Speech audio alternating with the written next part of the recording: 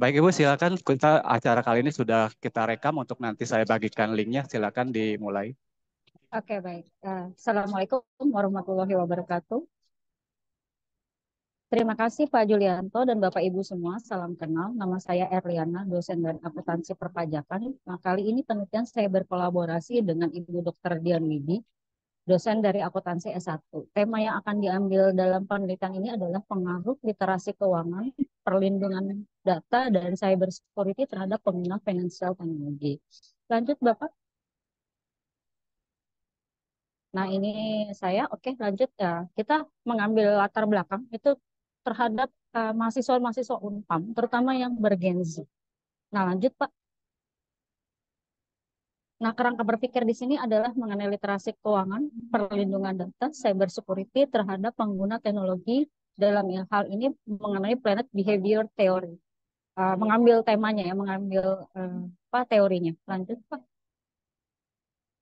Nah, dari metode penelitian ini kita mengambil data kuantitatif, yaitu di mana kita menyebarkan kuesioner terhadap mahasiswa dan mahasiswi yang ada di Fakultas Ekonomi sendiri, yaitu akuntansi, manajemen, D4 perpajakan, dan mungkin ada D3 perkantoran. Lanjut, Pak. Dari hasil yang tercapai, ditemukan bahwa, maaf Pak, punten kurang kelihatan saya. Ada jenis kelamin pria dan wanita. Dalam hal ini penyampaiannya mayoritas responden itu adalah wanita. Mayoritas aplikasi fintech yang digunakan adalah e-wallet. Dan responden terbanyak adalah dari D4 perpajakan. Lanjut Pak. Oke, ini dari uji kualitas data dan nilai uji reliabilitas. Di sini nilai kompatibelnya dan nilai multikolernya tidak terjadi multikolerasi sama uji validitasnya adalah valid, Pak. Lanjut. Oke, uji hipotesisnya adalah di mana di sini disebutkan kali kecil ya Pak Juli. Boleh dibesarkan Pak yang hijaunya Pak. Proteksi terhadap pengguna dalam hal ini terhadap fintech bisa ditemukan bahwa generasi muda saat ini memang senang sekali menggunakan yang namanya e-wallet. Oke, lanjut Pak. Oke, dari sini kesimpulan dasaran adalah bahwa literasi karena tidak terpengaruh terhadap pengguna finansial teknologi, terus perlindungan data berpengaruh positif terhadap pengawas finansial teknologi, dan cyber berpengaruh positif terhadap pengguna finansial teknologi. Jadi saran ke depannya dari kami berdua adalah bahwa Fakultas Ekonomi dan Bisnis menambah variabel, mungkin nanti tidak hanya di FEB, mungkin nanti akan di fakultas-fakultas yang lain, dan mahasiswa mungkin akan diperbanyak tidak hanya dari Universitas Pamulang, mungkin dari universitas yang lain. Baik Pak, segitu saja. Eh, ada lanjutannya Pak Juli? Ya, oke baik segitu saja presentasi mengenai penelitian dari saya Erliana dengan Ibu Dr. Dian Widi. Terima kasih atas waktu dan kesempatannya. Terima kasih. Wassalamualaikum warahmatullahi wabarakatuh. Waalaikumsalam warahmatullahi wabarakatuh. Baik, terima kasih Bu Erliana atas Terima waktunya dan kasih Pak Juli. presentasenya. Untuk yang Baik, terima kasih. selanjutnya langsung ya dengan Ibu Nani. Baik, Pak Juli dan Bapak Ibu semua, saya mohon izin boleh live ya Pak Juli ya. Boleh Bu, silakan Punten Bu. Pak, punten Ya Bu, banget. silakan Bu. Maaf, maaf lahir batin Pak. Terima Baik kasih. Bu, terima kasih. Assalamualaikum warahmatullahi wabarakatuh. Ya, Waalaikumsalam warahmatullahi wabarakatuh. Silakan Bu. Oke, terima kasih buat Pak Ibri sama buat rekan-rekan dosen semua. Perkenalkan saya Nani dari Prodi Manajemen. Mungkin sebelumnya saya nanti mau ikutnya Pak Yudi, tapi mungkin saya nanti kayak apa presentasi kayak baik. Saya akan.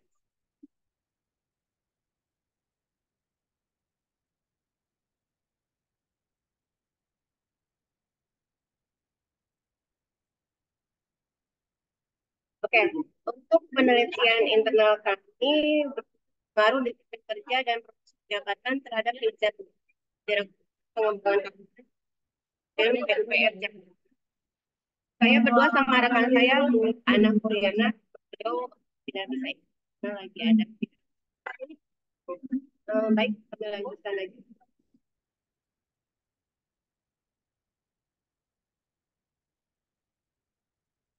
Kenapa sih latar belakang lapangan pekerjaan ini? Karena pegawai itu kan kenyataannya di Kementerian PUPR sendiri tidak sesuai dengan jadi kayak PPT-nya sedikit jadi nggak bisa dimasukkan hasilnya. Jadi 5 tahun terakhir itu ternyata ada terjadi kinerjanya tuh kurang maksimal gitu. Nah, kami menduga bahwa kinerja kurang maksimal dari Kementerian PUPR itu adanya disiplin kerja yang kurang maksimal dan promosi jabatan juga tidak diterapkan dengan baik. Ya, perbaikan untuk Kementerian PUPR yang melatar belakang. Jadi kami ada rumusan antara pengaruh tadi dan promosi jabatan. Pengaruh antara sebetulnya dari promosi jabatan tidak pegawai kita urusannya dan pengaruh antara dan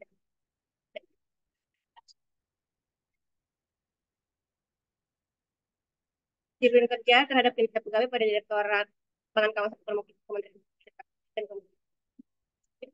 Promosi Jakarta dan yang ketiga pengaruh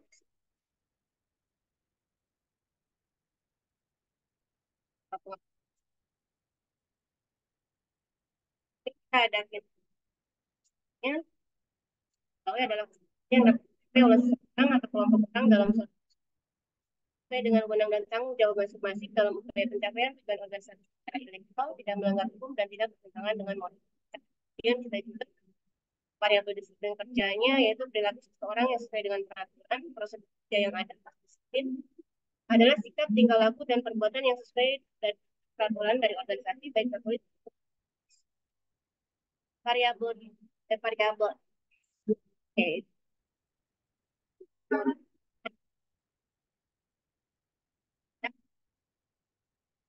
Andi, meningkatnya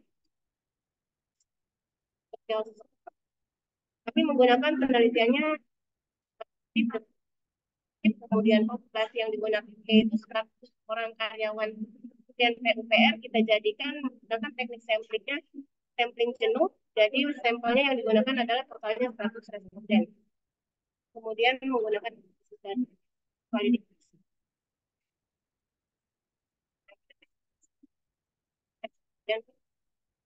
Dan hasilnya terdapat pengaruh disiplin terhadap kinerja pegawai kawasan pemukiman Kementerian PUPR itu dengan nilai 3,1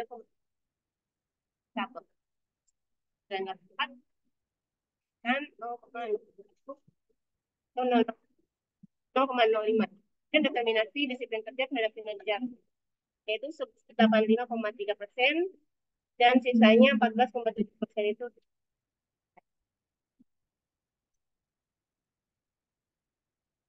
orang dan PU dari 1,42 bisa dari 1,1 tahun signifikasinya 0,001.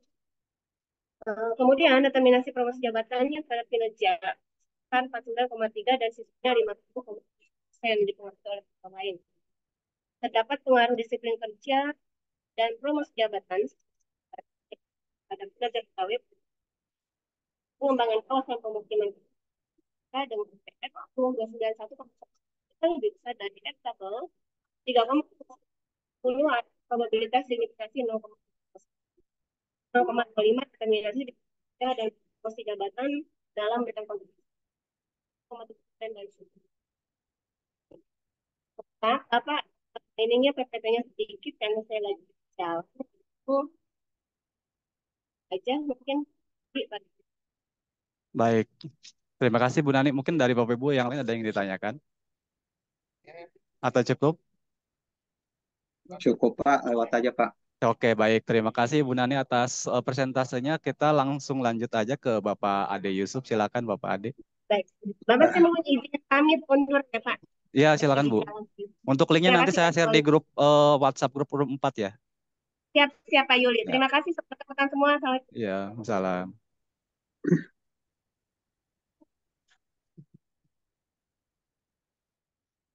Baik, yang terhormat Bapak Yulianto, perkenalkanlah, ini PPT-nya dari saya apa dari Bapak? Atau saya Langsung mesti share dulu? langsung bisa Pak kalau memang bisa share. Oh, kalau Ya, gitu saya share dulu ya ya. Pak, sebentar Baik Pak. Pak, silakan.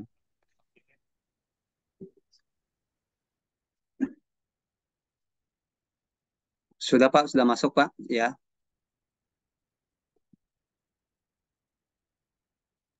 Sudah Pak, sudah masuk, silakan. Baik, yang saya hormati Pak Setio, perkenalkan saya ingin menyampaikan PPT saya. Ya, yang pertama latar belakang yaitu persaingan bisnis. Sebentar Pak, karena saya di room deh. Pak Setio, saya ditinggalkan dulu ya Pak Setio ya. Maaf Pak, saya di room sebelah. Ya, baik Pak, ini latar belakang itu persaingan bisnis di era modern ini sangat ketat ya, di mana kita ini perusahaan ini dituntut harus bisa memenuhi kebutuhan konsumen ya, layaknya unggul.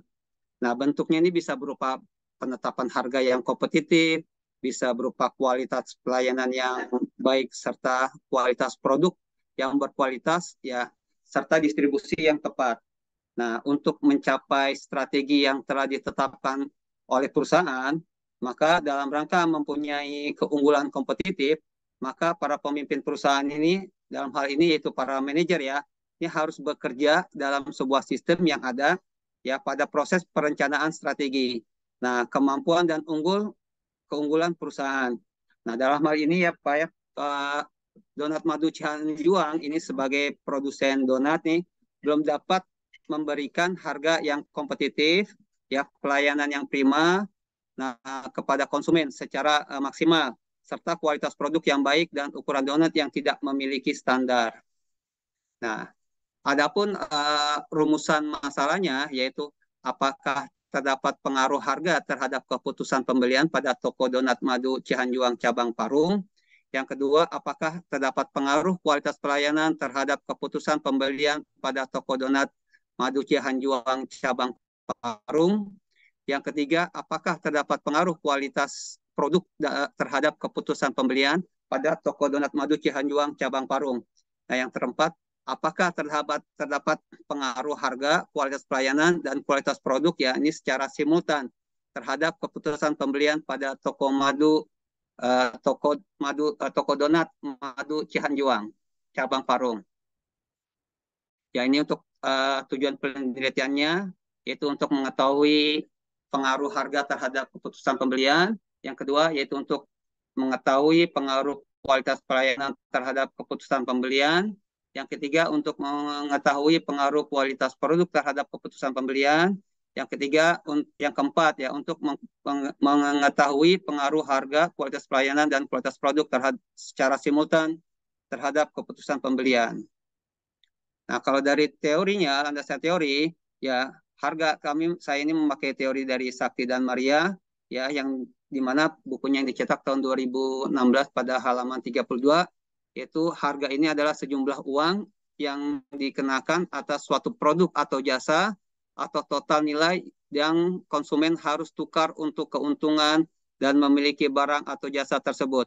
Nah, sedangkan indikatornya ini menurut Kotler dalam jurnal Guna, yaitu pertama keterjangkauan harga produk, yang kedua kesesuaian harga dengan kualitas produk, ya, yang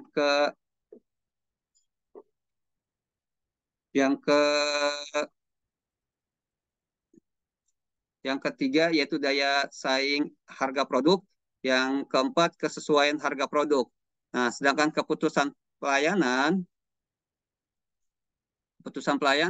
ya, menurut teori Ciptono ini menyatakan bahwa kualitas pelayanan merupakan upaya pemenuhan kebutuhan yang dibarengi dengan keinginan konsumen serta ketepatan cara menyampainya agar dapat memenuhi harapan dan kepuasan pelanggan. Nah, sedangkan indikatornya yaitu menurut Kotler ini berwujud empati, cepat tanggap, keandalan, dan kepastian. Nah, sedangkan kualitas produk ya menurut teorinya Kotler dan Armstrong, yakni kualitas produk adalah kemampuan produk untuk menampilkan fungsi. Hal ini termasuk waktu kegunaan dari produk keandalan, kemudahan dalam menggunakan dan perbaikan dan nilai-nilai yang tepat. Sedangkan indikatornya yaitu kinerja, fitur, keandalan, kesesuaian dengan spesifikasi. Yang kelima yaitu daya tahan. Sedangkan keputusan pembelian menurut Kotler ya adalah tahap proses yang dimana konsumen secara aktual melakukan pembelian produk. Nah, indikatornya ini pengenalan masalah, pencarian informasi, evaluasi alternatif, keputusan pembelian, dan perilaku pasca pembelian. Nah, ini kerangka berpikirnya yaitu ini dia X1-nya harga, kualitas pelayanan, kualitas produk, dan keputusan. Nah, dalam ini metode penelitian ya saya ini memakai penelitian kuantitatif, teknik pengumpulan data itu data primer dan data sekunder. Nah, uji instrumen data yaitu dengan uji validitas, uji reliabilitas, uji asumsi klasik ya, undescriptive, metode kuantitatif dan penguji hipotesis. Nah, dalam ini populasi yang saya pakai yaitu 3.263. Nah, sampelnya itu sebesar setelah dihitung dengan rumus Lovin terjadilah dengan tingkat margin error 10%. Nah, terdapat ketemulah itu 99. Nah, ini saya bulatkan menjadi 100. 99,079 saya bulatkan ke atas saya 100. Nah, dari uji validitas dari harga ini semuanya valid karena R hitung ini lebih besar pada R tabel. Begitu juga dengan uji validitas variabel kualitas pelayanan ya di mana R hitung ini lebih besar daripada R tabel. Ya begitu juga dengan kualitas produk ya di mana uji validitasnya R hitung lebih besar daripada R tabel. Begitu juga dengan variabel keputusan pembelian. Nah, sedangkan uji reliabilitasnya yaitu ini dia ya ternyata reliable karena Chromebus alpha lebih besar daripada standar Chromebus alpha yaitu harga ini 0,692, kualitas pelayanan 0,960, sedangkan kualitas harga ini maaf saya tulis kualitas produk ya 0,850, sedangkan keputusan pembelian 0,641. Nah, sedangkan dari uji asumsi klasik didapatkanlah yaitu 0,200. Ini normal karena di mana teorinya mengatakan bahwa signifikan lebih besar daripada 0,05. Nah, sedangkan uji multikonoritas dilihat bahwa harga variabel harga nilai toleransinya yaitu 0,630, sedangkan kualitas pelayanan sebesar 0,720, sedangkan kualitas produk 0,776 ya, di mana ketiga nilai tersebut lebih dari 0,10. Nah, dari uji asumsi klasik ya, berdasarkan dari uji asumsi klasik ya dengan model ini tidak uji autokorelasinya ini tidak terjadi autokorelasi ya dengan Watson. Nah, sedangkan untuk heterodisitasnya ini didapatkan bahwa nilai probability-nya sebesar 0,828 untuk kualitas variabel harga, sedangkan untuk kualitas pelayanan yaitu sebesar 0,148 dan untuk kualitas produk sebesar 0,396. Nah, di mana ketiganya ini signifikannya lebih besar daripada 0,05. Nah, sedangkan untuk analisis regresi linear bergandanya ini didapatkan yaitu Y-nya 9,035. Nah, untuk X1-nya yaitu 0,401, sedangkan untuk X2 0,108 dan X3-nya 0,118.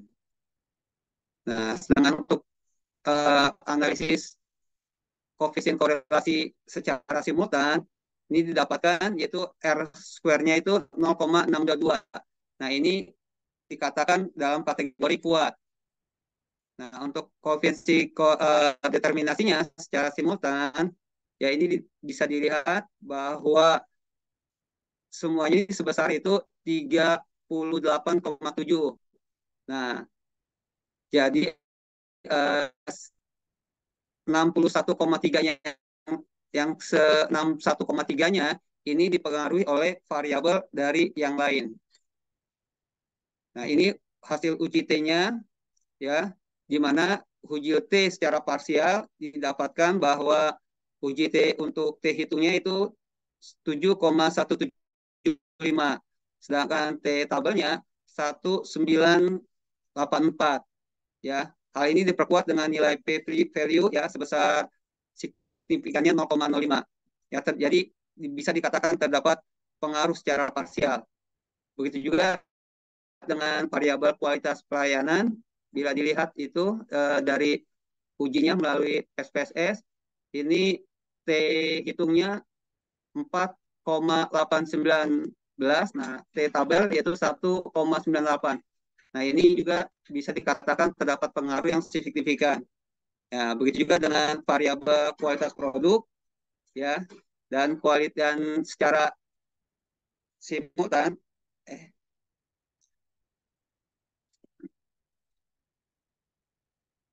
Nah, ini kesimpulan. Nah, berdasarkan dari hasil penelitian dan analisis data yang dilakukan, dalam hal ini peneliti mengenai harga dan promosi terdapat terhadap keputusan pembelian. Pada ini penulis dapat menarik beberapa kesimpulan. Ya, yang pertama harga yaitu X1, X2 dan X3 ini berpengaruh signifikan ya, berpengaruh terhadap Y. Dengan hasil uji hipotesis ya diperoleh persamaan di regresi berganda. Nah, ini juga diperkuat dengan probability signifikannya yaitu 0,5 R square-nya, koefisien determinasinya. Nah, sedangkan ininya 0,38,7.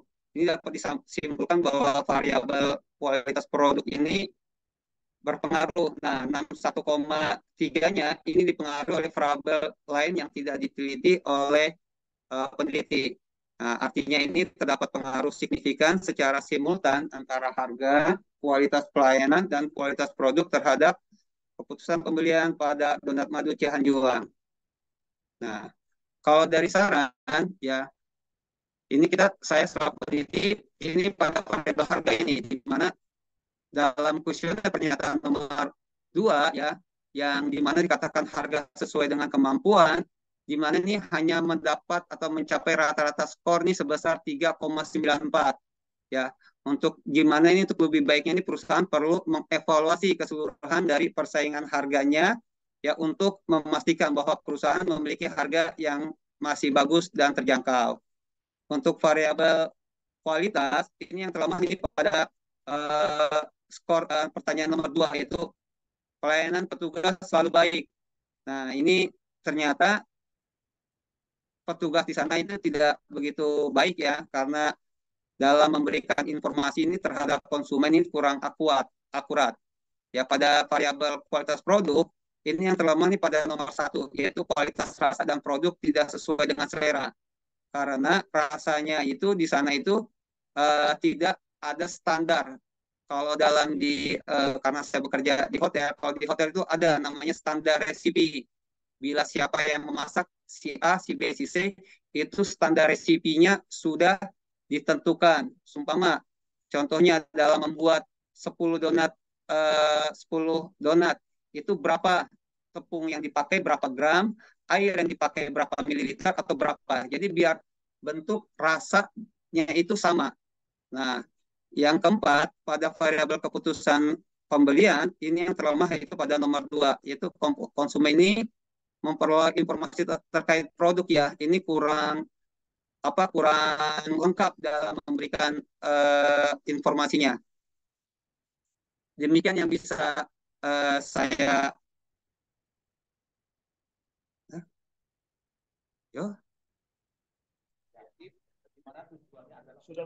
Baik, yang saya sampaikan Pak. Ini mohon maaf, mungkin ada yang bisa ingin ditanyakan Pak. ya mungkin dari saya sih tidak ada Pak. Mungkin dari yang lain ada yang ingin dikomentari. Tapi jika tidak, Mungkin terima kasih Pak Ade karena sudah menyampaikan hasil risetnya. Semoga hasil risetnya bisa bermanfaat terutama di tempat yang Bapak riset. Lanjut Ya, ya baik Pak. dengan yang Terima lain. kasih. Saya mesti ke sebelah ya Pak. Baik, silakan Pak. Baik, terima kasih Pak Ade. Kita lanjut ke Bu Neneng Hoiriah. Ada Bu Neneng? Ada Pak. Atau perwakilannya? Kebetulan saya perwakilan dari Oh Bu ya, baik. Neneng. Baik Bu Christine, silakan Bu Ya. Christine. Izin saya screen ya. Pak Baik Ade Bu. permisi ya Pak ya. Iya Pak, Bu. Maaf Bu ya. Saya ini Bu. Sebentar Bu, saya lagi ini nih. Ya baik Aduh. Pak. Silahkan. Nah, maaf Bu, Bu Christine. Sebentar Bu Christine. Sudah Bu? Baik Pak, terima kasih. Mohon izin Iya, sebentar. masih Bu Christine.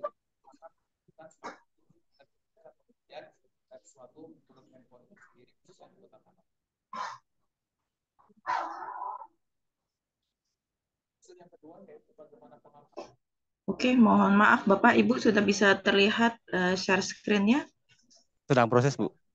dalam prosesnya. Ya. Oke. Sudah bisa terlihat Pak? Di saya belum, di Bapak Ibu yang lain mungkin? Nah, ini sudah Bu. Silakan Bu. Oke. Sudah Baik. kelihatan. Sudah ya. Oke, baik. Terima kasih Pak atas waktunya. Perkenalkan, nama saya Christian Prestari Kalukito. Assalamualaikum warahmatullahi wabarakatuh. Waalaikumsalam warahmatullahi wabarakatuh. Oke, selamat pagi Pak Yulianto. Saya izin untuk memberikan diseminasi tentang penelitian saya dengan Ibu Neneng Hoiriah dengan berjudul pengaruh current ratio dan debt to equity ratio terhadap return on equity pada PT Pelangi Indah Canindo Tbk periode 2012 sampai dengan 2021.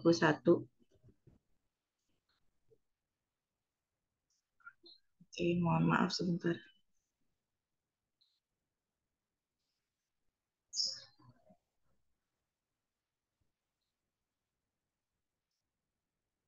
Sini ada overview kami, yaitu ada latar belakang, ada rumusan masalah, ada tujuan penelitian, objek dan metode penelitian, kemudian ada model penelitian, pembahasan, dan kesimpulan. Kemudian latar belakang kami adalah hutang lancar yang cenderung meningkat dibandingkan dengan aktiva lancar yang dimiliki oleh PT Pelangi Indah Canindo Tbk periode 2012 sampai dengan 2021. Kemudian tingkat hutang yang semakin tinggi dan berdampak buruk bagi perusahaan dan menandakan beban bunga perusahaan akan semakin besar dan mengurangi keuntungan. PT Pelangi Indah Canindo juga belum maksimal dalam mengelola laba investasinya, karena memang kita lihat laba investasinya itu cenderung lebih rendah daripada pengelolaan tingkat asetnya, begitu Pak. Dan di sini ada rumusan masalah. Oke. Rumusan masalahnya adalah apakah current ratio berpengaruh signifikan terhadap return on equity pada PT Pelangi Indah Canindo Tbk periode 2012 sampai dengan 2021. Kemudian yang kedua adalah apakah debt to equity ratio berpengaruh signifikan terhadap return on equity pada PT Pelangi Indah Canindo Tbk periode 2012 sampai dengan 2021, dan apakah current ratio dan debt to equity ratio secara simultan berpengaruh signifikan terhadap return on equity pada PT Pelangi Indah Canindo Tbk periode 2012 sampai dengan 2021. Mohon maaf ini Bapak Ibu, kita ada typo kesalahan sedikit. Seharusnya 2021 bukan 2022. Untuk tujuan penelitian itu ada untuk mengetahui pengaruh current ratio terhadap return on equity pada PT Pelangi Indah Canindo Tbk tahun 2012 sampai dengan 2021. Dan yang kedua adalah untuk mengetahui bagaimana pengaruh debt to equity ratio terhadap return on equity pada PT Pelangi Indah Canindo Tbk tahun 2012 sampai dengan 2021. Dan yang terakhir adalah untuk mengetahui pengaruh current ratio dan debt to equity ratio secara simultan terhadap return on equity pada PT Pelangi Indah Canindo Tbk tahun 2012 sampai dengan 2021. Adapun objek dan metode penelitian, objek penelitian ada current ratio, debt to equity ratio, dan return on equity. Populasi yang kami gunakan adalah laporan keuangan perusahaan PT Pelangi Indah Canindo Tbk, dan sampelnya adalah laporan keuangan PT Pelangi Indah Canindo Tbk tahun 2012 sampai dengan 2021 berupa laporan neraca dan laporan laba rugi per 31 Desember. Kemudian ada model penelitian. Model penelitian di sini ada variable dependent yang kami gunakan dengan variabel current ratio dan debt to equity ratio sebagai variabel X2 dan current ratio sebagai variabel X1. Dan ada variabel independen sebagai variabel Y, yaitu return on equity. Kita menggunakan ada uji statistik deskriptif. Yang keempat ada uji asumsi klasik yang terdiri dari uji normalitas, uji multikolonialitas, uji heteroskedastisitas, dan uji autokorelasi. Dan yang terakhir ada uji hipotesis berupa uji T dan uji F. Kemudian langsung ke hasil pembahasan kami yaitu uji hipotesis berupa uji T. Uji T hipotesis yang pertama adalah pengaruh current ratio X1 terhadap return equity atau Y. Dari hasil perhitungan uji T di atas dapat diketahui T hitung kurang T-tabel atau 1,037 lebih kecil dari 1,895 dengan nilai signifikan dari variabel current ratio atau X1 sebesar 0,334 lebih besar daripada 0,05 atau 5%. Maka dapat disimpulkan H0 diterima dan H1 ditolak. Artinya secara parsial variabel current ratio tidak berpengaruh signifikan terhadap return on equity. Kemudian pembahasan uji hipotesis atau uji T yang kedua, yaitu hipotesis kedua pengaruh debt to equity ratio terhadap return on equity. Dari hasil perhitungan uji T di atas dapat diketahui T hitung lebih besar daripada T-tabel dengan hasil 2,940 lebih besar daripada 1,895 dengan nilai signifikan dari variabel debt to equity ratio atau X2 sebesar 0,0022 lebih kecil daripada 0,05 atau 5%, maka dapat disimpulkan H0 ditolak dan H2 diterima. Artinya bahwa secara parsial variabel debt to equity ratio berpengaruh signifikan terhadap return on equity. Yang terakhir adalah pembahasan uji hipotesis atau uji F. Uji hipotesis yang ketiga adalah pengaruh current ratio dan debt to equity ratio terhadap return on equity. Hasil uji F sebesar 10,807 F-tabel dan nilai signifikan 0,007. F-tabel dapat dilihat pada F-tabel statistik. Pada tingkat signifikan 0,05 dengan rumus DF sama dengan K dikurang 1 sama dengan DF1, 3 dikurang 1 sama dengan 2, dan DF2 N dikurang K. Maka F-tabel sebesar 4,74 sehingga F hitung lebih kecil daripada F-tabel. Sorry, ini harusnya lebih besar ya. Ada typo sedikit, Pak. Jadi hasilnya adalah 10,807 lebih besar daripada 4,74 dan nilai signifikan diterima, artinya secara simultan current ratio dan debt to equity ratio secara bersama-sama terdapat pengaruh yang signifikan terhadap return on equity. Kesimpulan yang kami ambil adalah current ratio tidak berpengaruh signifikan terhadap return on equity pada PT Pelangi Indah Janindo Tbk. Berikut hasil penelitian diketahui nilai probabilitas dari current ratio sebesar T hitung lebih kecil daripada T-tabel, yaitu 1,037 lebih kecil daripada 1,895 dengan nilai signifikan dari variabel current ratio atau X1 sebesar 334 lebih besar dan dengan taraf signifikan atau 5%, sehingga dapat disimpulkan bahwa variabel current ratio tidak berpengaruh signifikan terhadap return on equity. Kemudian ada debt to equity ratio berpengaruh terhadap return on equity pada PT Pelangi Indah Janindo Tbk.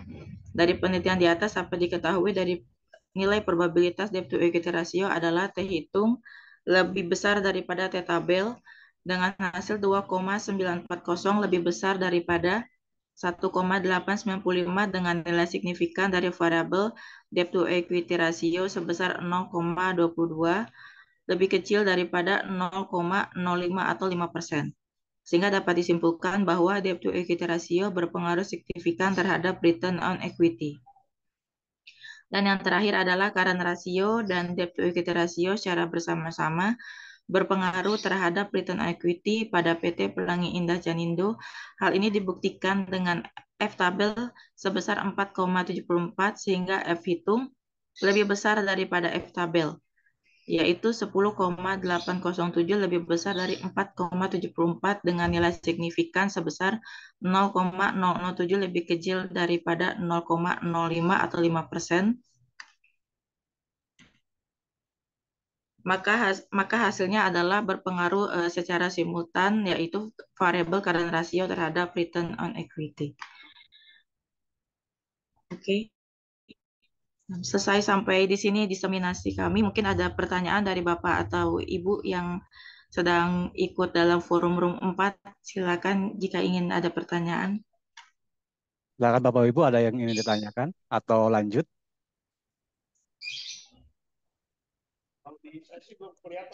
Oke, tidak ada sepertinya Bu ya. Baik, Izin, terima kasih kasih. sudah terima kasih waktunya Pak. Izin mohon tutup share screen-nya ya Pak ya. Baik Bu, terima kasih Bu Christine atas presentasinya yang baik. Semoga hasil risetnya bisa bermanfaat buat masyarakat sekitar. Dan kita lanjutkan ke Pak Safik. Baik, Pak. Bapak mau saya share bantu? Iya betul Pak. Baik Pak, sebentar saya buka dulu.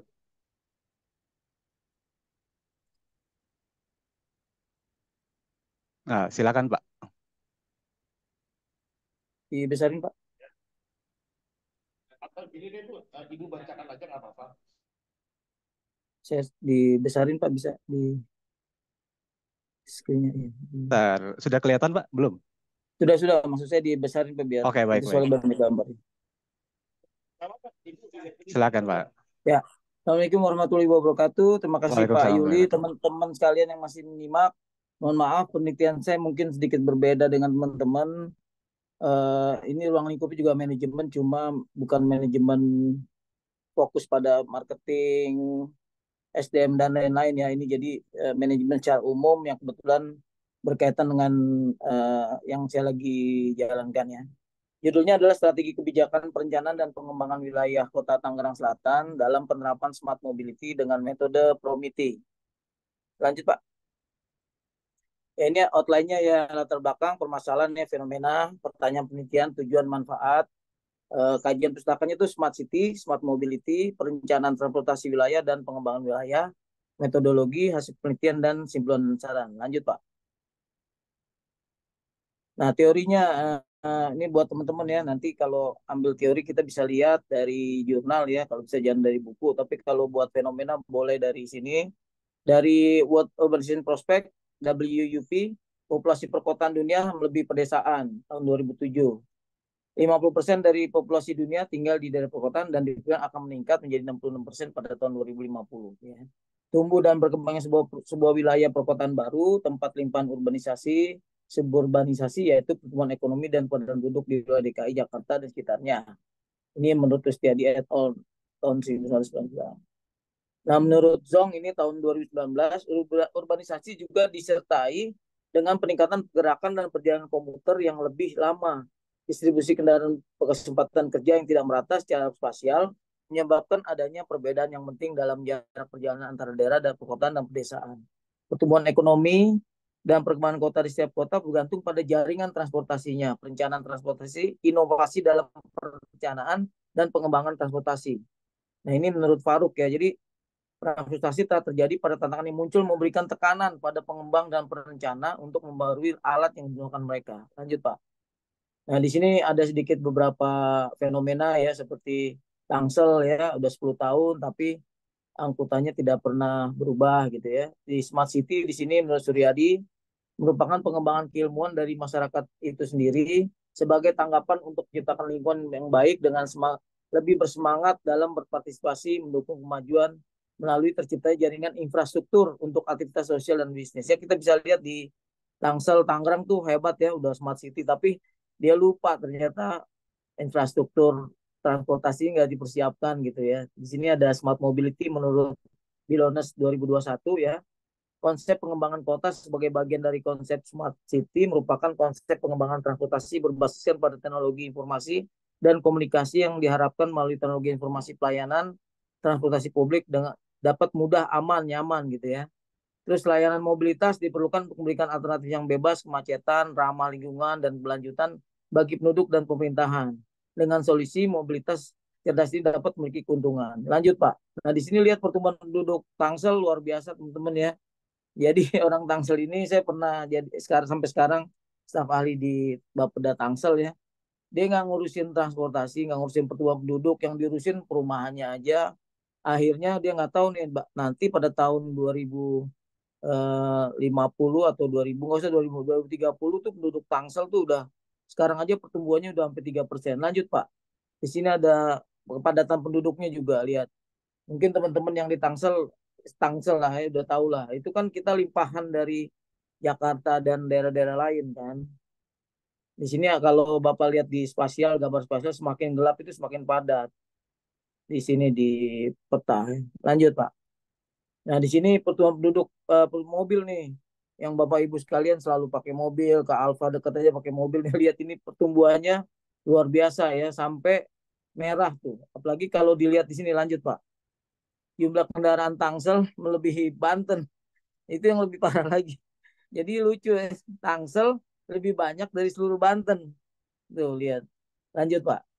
Nah ini kalau lihat ya Bapak di sini tahu lah ya namanya angkot di Tangsel itu parah lah ya, bisa lihat ya. Kemacetan ya di mana-mana termasuk di kampus kita ya.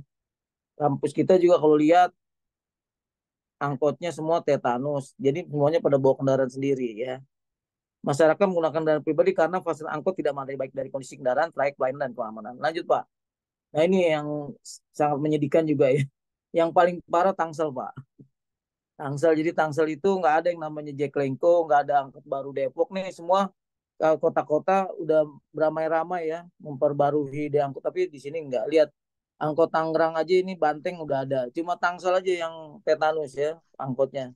Jadi kalau Bapak, saya udah coba nih, ya, saya udah coba tuh naik dari Ciputat ke rumah saya di BSD, itu nyampenya 2 jam, terus nggak pakai rem tangannya blong, ya. Lanjut, nah ini juga Depok, Tangerang Selatan. Tangsel punya 5 bis ini Pak, bus anggrek ini nggak bisa dijalin Pak, rusak semua. Ya, nah ini di Bogor udah ada, Tangerang udah ada, Depok apalagi Pakuan, Bogor juga udah bagus. Lanjut Pak. Nah ini smart city nih, kita juga skornya paling rendah Tangsel ya, dibandingkan dengan kita lihat dari tingkat improvementnya aja. Jadi katanya smart, tapi ternyata paling rendah tingkat improvementnya itu Tangsel. Ya. Nah, di sini dihitung dengan baseline bobot ini oleh Kominfo ya. Ada output, ada outcome, ada impact-nya, ada semua ini udah diukur. Lanjut. Ya ini urgensi pengukuran ya, Bapak-bapak tahu sendiri ya, tingkat penerapan pasti ya transportasi ya.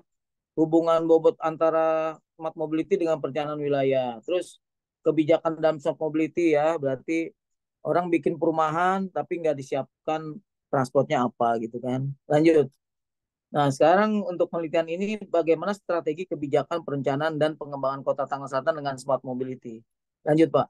Menganalisa, merancang model strategi kebijakan perencanaan dan pengembangan kota Tangerang Selatan dengan smart mobility. Lanjut. Nah ini manfaatnya udah pasti Pak buat kota Tangsel, buat masyarakat juga. Terus bagaimana rekomendasinya apa nanti, strateginya apa gitu. Lanjut Pak. Nah, ini ruang lingkupnya ya, di sini ada unit analisis, ada Tangsel, di sini ada beberapa variabel ya, smart city, smart mobility, perencanaan wilayah, dan pengembangan wilayah. Lanjut Pak. Nah ini Pak, penelitian itu harus ada riset gap dan novelty. Ya, ini yang teman-teman selama ini nggak pernah jalanin, akhirnya punya mahasiswa di copy, dibawa ke forum kayak gini gitu ya. Nah sebelum melakukan itu kita harus melakukan network visualization, dicek dulu mana yang kira-kira ada riset gap dan novelty-nya. Ini kita menggunakan Force Viewer. Ya, nanti kita bisa sharing bagaimana menggunakan Force Viewer sehingga penelitian itu tidak bertumpuk. Jadi kalau udah terlalu banyak penelitiannya, warnanya itu merah, Pak. Jadi ketika kita masih kuning, jarang, jaring-jaringnya, networknya berarti itu belum banyak diteliti. Lanjut, Pak. Nah, ini kebaruan namanya novelty ya. Kalau warnanya ke kuning berarti dia tahun 2018 tuh udah banyak udah diteliti. Kebanyakan di 2016 warnanya biru. Di sini bisa kelihatan. Jadi kita ketika meneliti gunakan yang paling baru gitu ya. Lanjut, Pak. Nah, ini tentang namanya density visualization. Jadi seberapa padat itu penelitian bisa dilihat dari sini Bapak Ibu nih.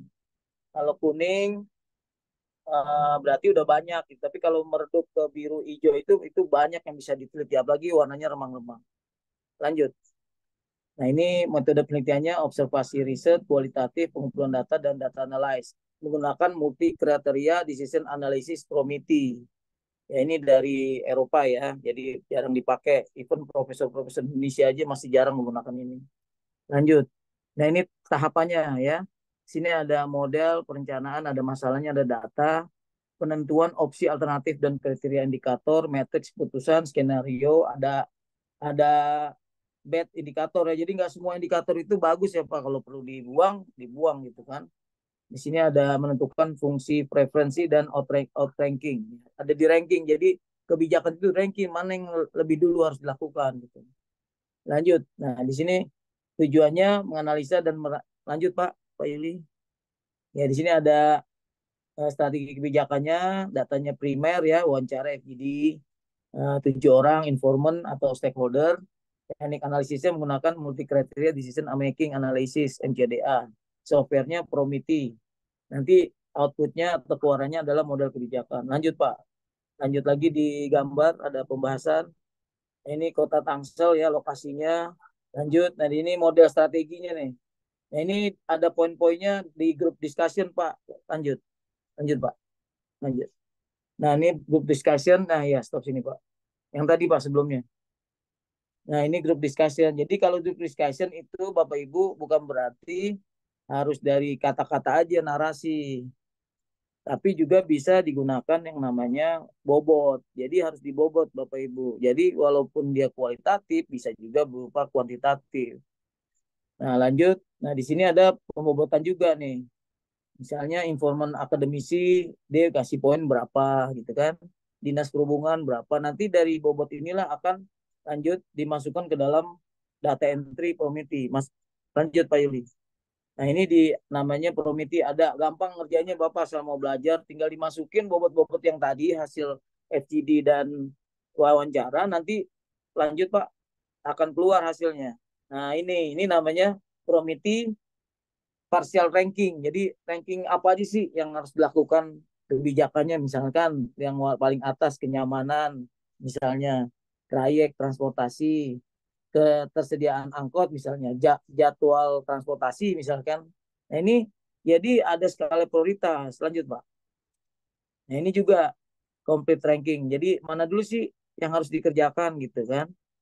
Jadi nggak asal harus ini dulu ada dari hasil FGD itu akan keluar ranking ini namanya Promiti second complete ranking gitu. Lanjut. Nah di sini adalah Promiti network. Ini adalah SOP atau apa yang harus dilakukan dulu, jalurnya kemana ada dikasih tahu di sini networknya. Apa dulu, ini ada bobotnya juga. Jadi walaupun dia kualitatif, sebetulnya ada data kuantitatif dan pengukurannya gitu. Lanjut. Nah ini namanya Property Rainbow. Jadi kalau yang warna kuning itu berarti ada aspek-aspek misalnya sosial, teknis, kelembagaan. Nah kalau yang di bawah ini ketersediaan tadi angkot. Jadi ini merupakan alat-alat kebijakan namanya. Jadi si kita pemerintah ataupun pihak ketiga tahu apa yang harus dilakukan gitu.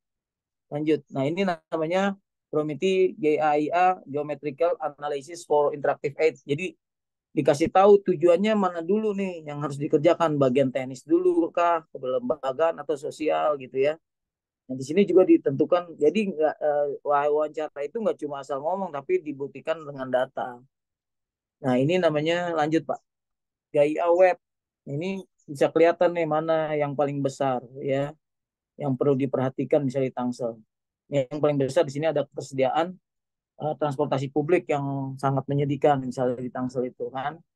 Terus keamanan gitu kan. Kan kalau lihat angkotnya kita lepas anak kita, anak-anak sekolah gitu kan ngeri kan kayak gitu ya.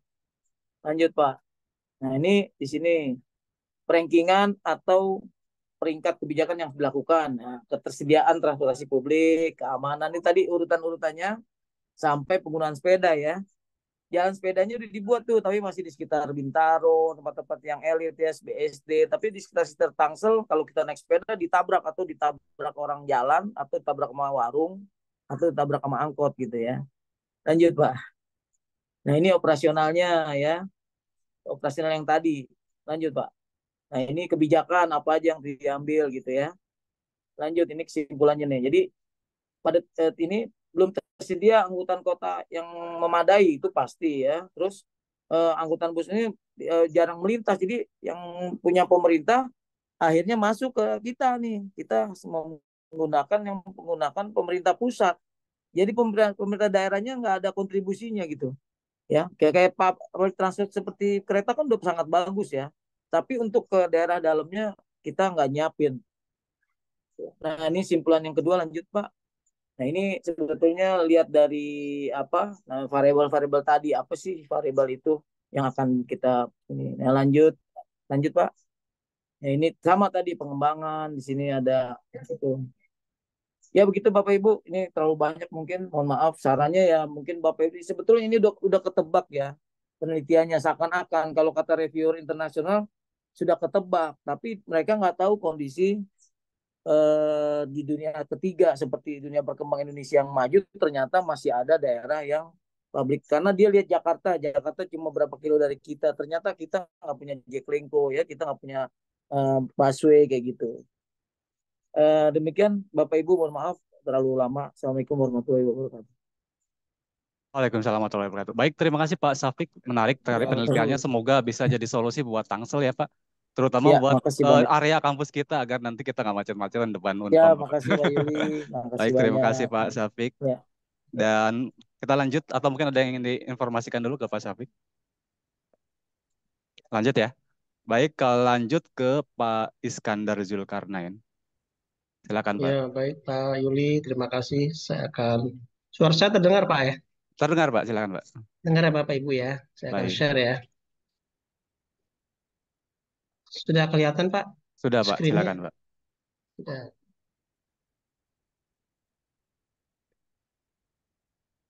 Bismillahirrahmanirrahim. Assalamualaikum warahmatullahi wabarakatuh. Waalaikumsalam warahmatullahi wabarakatuh. Baik Bapak Ibu semuanya, langsung saja ya untuk mempersingkat waktu karena masih ada teman-teman Bapak Ibu yang harus presentasi. Maka penelitian saya berjudul tentang analisis semiotika pesan komunikasi ekonomi politik pendiri bangsa dalam pelaksanaan pasal UD pasal 33 UD 1945. Saya Iskandar Lukarnain dengan rekan saya penelitian saya yaitu Suryadi Martadinata. Baik, pendahuluan bahwa semiotika itu secara teori ya adalah suatu cabang dalam ilmu komunikasi yang mempelajari tentang tanda, bagaimana tanda-tanda itu bekerja dan bagaimana ia menghasilkan makna. Sebagaimana tokoh besar ya menyampaikan, salah satunya adalah lahirnya ilmu semiotika sehingga mereka dijuluki sebagai semiotika dunia. Jadi ilmu komunikasi ini adalah bisa ya berupa tanda-tanda ya, sebagaimana kita lakukan ya dalam komunikasi sosial. Kemudian metode penelitian ini menggunakan metode kualitatif deskriptif dengan menggunakan paradigma kritis. Ya, paradigma kritis itu artinya paradigma tokoh-tokoh ya, pola pikir ya kan, para tokoh-tokoh yang membahas tentang ilmu komunikasi. Selanjutnya objek penelitian objek penelitian ini adalah teks pasal 33 UUD 1945 ayat 1 sampai 3 yang merupakan buah karya para pendiri bangsa berikut. Satu, perekonomian disusun sebagai usaha bersama berdasar atas asas kekeluargaan. Dua, cabang-cabang produksi yang penting bagi negara dan menguasai hajat hidup orang banyak dikuasai oleh negara. Tiga, bumi dan air, kekayaan alam yang terkandung dalamnya dikuasai oleh negara dan dipergunakan untuk sebesar-besar kemakmuran negara. Jadi ini yang menjadi objek penelitian kami dalam menggunakan metodologi deskriptif, kualitatif deskriptif. Lanjut hasil dan pembahasan setelah kami saya melakukan penelitian ya, yaitu deskriptif ya, dan mengambil dari beberapa teori, maka hasil dan pembahasan ini adalah ringkasan analisis semiotika pesan komunikasi ekonomi politik pendiri bangsa dan pelaksanaan pasal UD pasal 3 UD 1945 berdasarkan semiotika. Ayat 1 ya, perekonomian disusun sebagai usaha bersama berdasar atas asas keluargaan. Ini berdasarkan semiotika Ferdinand de Saussure ya. Kemudian signifiernya pertanda kata-kata disebutkan perekonomian disusun sebagai usaha bersama berdasar atas asas keluargaan. Mengandung makna bahwa aktivitas perekonomian bangsa Indonesia adalah sebagai usaha bersama segenap pelaku ekonomi yang terdiri dari negara melalui pemerintah, swasta, koperasi, dan masyarakat, di mana negara berperan sebagai pemimpin ekonomi. Artinya, secara ekonomi politik, pesan yang dihadirkan menuntut pihak swasta dan koperasi harus bermitra dengan pemerintah dan melaksanakan perekonomian di bawah pengawasan kontrol, saran, serta kerjasama yang saling menguntungkan. Kerjasama antara lain ketiganya haruslah dibungkus dalam satu semangat ataupun filosofi yang tertuang dalam suatu wadah yang disebut dengan berdasar asas keluargaan. Kata asas keluargaan di sini menekankan makna bahwasanya dalam membangun dan melaksanakan aktivitas perekonomian, segenap pelaku ekonomi harus menekankan prinsip persaudaraan. Jika tidak demikian adanya, maka bisa dimaknai bahwa negara telah mengkhianati terhadap konstitusi pada pasal 33 UUD 1945 yang telah dicetuskan demikian presisi oleh para pendiri bangsa.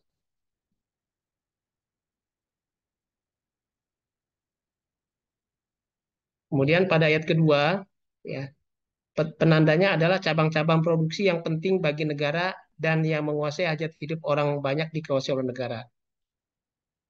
Pertandanya kata-kata yang disebutkan cabang-cabang produksi yang penting bagi negara mengandung makna bahwa negara harus bisa mengetahui dan memastikan apa-apa saja semua hal yang berkaitan dengan bagian-bagian aktivitas cabang-cabang produksi, barang dan jasa yang bersentuhan langsung serta berpengaruh krusial terhadap kebutuhan hidup masyarakat. Kemudian kata-kata yang menguasai hajat hidup orang banyak dikuasai oleh negara bermakna negara memiliki peran serta penguasaan yang mutlak terhadap pengelolaan cabang-cabang produksi yang penting tersebut. Artinya secara ekonomi politik, pesan yang dihadirkan menuntut negara dalam hal ini harus mampu membentuk badan usaha milik negara ataupun kementerian yang mengaturnya untuk memastikan bahwa tidak boleh ada dominasi oleh orang per orang dalam penguasanya. Nah, ini semiotik ya, atau penanda pada ayat kedua. Kemudian pada ayat ketiga, bumi dan air dan kekayaan alam yang terkandung dalamnya dikuasai negara dan dipergunakan untuk sebesar-besarnya untuk kemakmuran rakyat. Kata-kata yang disebutkan bumi dan air dan kekayaan alam yang terkandung di dalamnya dikuasai oleh negara mengandung makna sebagaimana berikut. Satu, bumi ini di sini bisa dimaknai dengan keberadaan tanah di Indonesia. Artinya secara ekonomi politik, pesan yang dihadirkan menuntut bahwa negara mempunyai peran yang benar-benar dominan dalam hal kontrol dan kendali dalam pengaturan kepemilikan tanah yang ada di Indonesia berdasarkan hukum dan ketentuan perundang-undangan yang mengaturnya. Nah, kemudian untuk berikutnya, air. Yang kedua, air di sini bisa dimaknai dengan keberadaan sumber air untuk kehidupan orang banyak, yakni masyarakat umum terutama air untuk minum, mandi, dan irigasi. Baik, tadi pembahasan ya analisis tentang ayat 1, 2, dan 3 ya, makna apapun, arti tanda apa saja ya yang menunjukkan bahwa makna apa saja ya, tafsiran apa saja yang bisa kita cerna ya, berdasarkan tadi teori yang sudah disampaikan. Kemudian simpulan dalam penelitian ini adalah bahwa dalam praktek ekonomi politik Indonesia dalam pasal 33 UUD 1945 setidaknya ada 3 poin penting yang harus dipastikan dalam esensial sebagaimana berikut. Satu, secara ekonomi politik perekonomian Indonesia harus disusun secara bersama oleh pihak negara melalui pemerintah, swasta, koperasi, dan masyarakat dengan landasan prinsip keluargaan di mana negara sebagai pemimpin dalam pengambilan keputusan. Dua, secara ekonomi politik harus mampu membuat BUMN dan kementerian untuk cabang-cabang produksi penting yang bersinggungan langsung dengan hajat hidup masyarakat. Tiga, secara ekonomi politik negara harus memastikan keamanan kepemilikan tanah semua pihak, baik itu masyarakat adat, sipil, swasta, serta pihak negara sendiri sesuai hak dan undang-undang yang berlaku.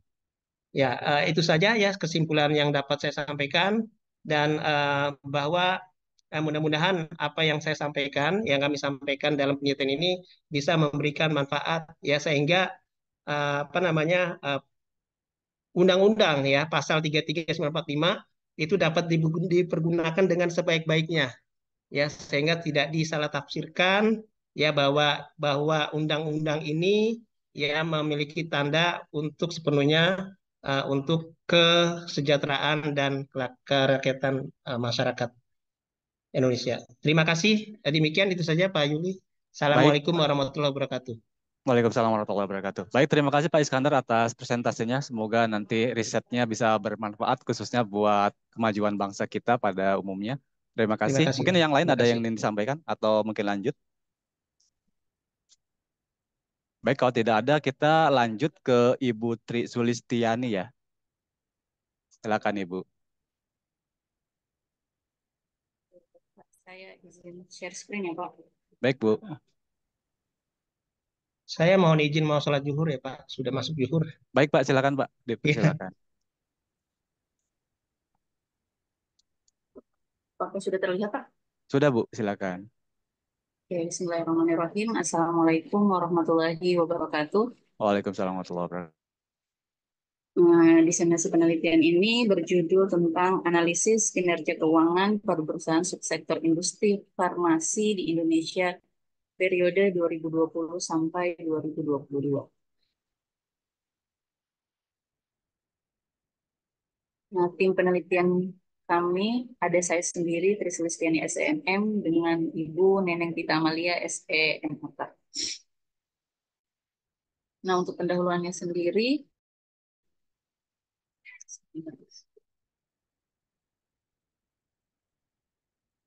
untuk pendahuluan perkembangan perusahaan subsektor industri farmasi di Indonesia, salah satu bidang yang paling disoroti kinerja laporan keuangannya oleh investor, karena perusahaan ini menjadi salah satu primadona untuk para investor dalam melakukan investasi. Perusahaan yang memiliki laporan keuangan dengan kinerja keuangan yang baik pasti akan menjadi target para investor untuk berinvestasi, sehingga perusahaan pun berbondong-bondong untuk dapat memperbaiki kinerja keuangannya agar para investor tertarik berinvestasi di perusahaannya. Nah, dari tahun ke tahun, perkembangan perusahaan farmasi di Indonesia ini berubah dengan cepat dikarenakan era globalisasi. Salah satunya adalah PT Kalbe Farma Tbk yang sudah berdiri pada tahun 1966. Nah, ini awal dari garasi sederhana hingga menjadi perusahaan farmasi terkemuka di Indonesia. Kalbe Farma telah membangun kegiatan penelitian dan pengembangan yang kuat dalam formulasi obat generik dan pengembangan berkelanjutan dari konsumen. Nah, ini ada rasio solvabilitas dan juga profitabilitas dari PT Kalbe Farma.